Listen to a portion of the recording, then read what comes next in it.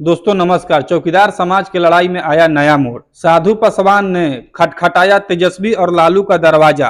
पासवान समाज साधु पासवान से मिलते हैं और उनसे अपनी आप बीती बताते हैं। उनका कहना है कि चौकीदार समाज के साथ इतना अन्याय हो रहा है, आप लोग देख रहे हैं, लेकिन विपक्ष अभी तक इसमें एक्टिव नहीं हुआ है। तो साधु पासवान उनको आश्वासन देते हैं और साधु पासवान तेजस्वी यादव के सबसे करीबी के साथ उनको मिलवाते हैं और ये उनको बताया जाता है कि इस बार विपक्ष इसमें हावी होगा, तेजस्वी यादव इसमें बड़ा एक्शन लेंगे, क्योंकि पासवान समाज के साथ तेजस्वी यादव इस बार खड़े हो चुके हैं और पासवान समाज को उनका हक दिला के रहेंगे। मैं आपको बता दूं कि पासवान समाज तेजस्वी यादव के दरवाजे पर जाती है और तेजस्वी यादव के दरवाजे पर जाने के बाद पासवान समाज उनसे अपनी मांगों को बताती है और उनका कहना होता है कि जो लालू यादव ने 1991 में हमें पासवान समाज यानी चौकीदार समाज को हमें राज्य कर्मी का दर्जा दिया, उसी राज्य कर्मी को दर्जा को आज ये नीतीश कुमार और चिराग पासवान मिल के तहस नहस कर रहे हैं, पूरा एनडीए सरकार मिल के तहस नहस कर रहा है। अब आखिरी उम्मीद तेजस्वी यादव आप ही बचे हैं,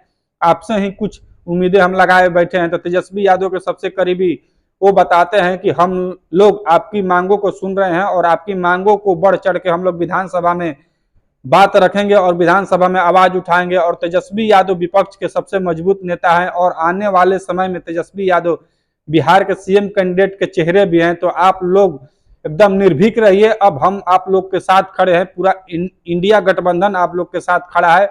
चौकीदार भाइयों को, पासवान समाज को न्याय हम लोग दिला कर रहेंगे। और इसको लेकर उन्होंने चिराग पासवान पे निशाना साधते हुए बोला कि चिराग पासवान के जब जीजा आप लोग के पास जाते हैं, आमरण अनशन तोड़वाते हैं, जूस पिलाते हैं, उसके बाद चिराग पासवान बोलते हैं कि हम संसद में चौकीदार भाइयों के लिए आवाज उठाएंगे और संसद में इनकी बातों को रखेंगे। लेकिन चिराग पासवान ने अभी तक संसद में एक बार भी आवाज नहीं उठाया है और पासवान समाज के लिए यानी चौकीदार समाज के लिए चिराग पासवान ने एक वर्ड तक नहीं बोला संसद में। तो आखिर चिराग पासवान किस मुंह से बोल रहे हैं कि नहीं हम पासवान समाज के खड़े हैं और पासवान समाज और चौकीदार समाज को हम उनका न्याय दिला कर रहेंगे। देखिए, चिराग पासवान दो नाव पे खड़े हुए हैं और चिराग पासवान किसी भी तरह अपने आप को संभाल रहे हैं।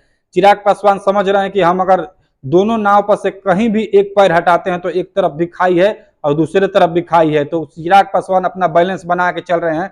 चिराग पासवान इंडिया गठबंधन के पक्ष में है और चिराग पासवान चौकीदार समाज के पक्ष में नहीं है और चिराग पासवान से कुछ होने वाला नहीं है। इसमें तेजस्वी यादव ने अपना फिर स्टैंड लिया है और तेजस्वी यादव से बहुत जल्द चौकीदार समाज का महासंघ जो है वो तेजस्वी यादव से मिलेगा। उनको डेट तारीख भी दे दिया गया है और मिलने का समय भी दे दिया गया है। मैं आपको बताऊंगा, उस दिन का भी मैं आप लोग को रिपोर्ट लेके आऊंगा और मैं बताऊंगा कि तेजस्वी यादव ने किस प्रकार चौकीदार समाज को आश्वासन दिया है। क्या फिर से चौकीदार समाज को तेजस्वी यादव के सहारे उनकी नौकरी मिल जाएगी, ये तो आने वाला समय बताएगा। लेकिन तेजस्वी यादव पूरा इंडिया गठबंधन इसमें अपना स्टैंड लिया है और जब स्टैंड लिया है तो विपक्ष इस बार बिहार में क्या सेंट्रल में भी विपक्ष मजबूत है और विपक्ष जब मजबूत है तो विपक्ष की बातों को सरकार को सुनना पड़ेगा। और कहीं कहीं ऐसा मुद्दा भाई लोग होता है कि जहां पर विपक्ष के सामने सरकार को झुकना पड़ता है। तो कहीं ना कहीं अगर चौकीदार भाइयों के मामले में भी विपक्ष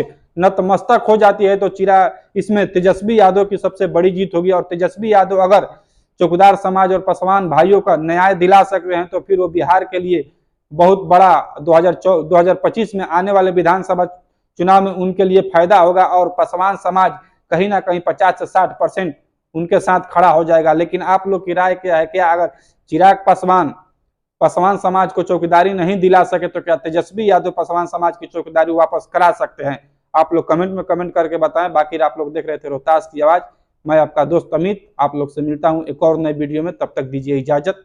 जय हिंद, जय बिहार।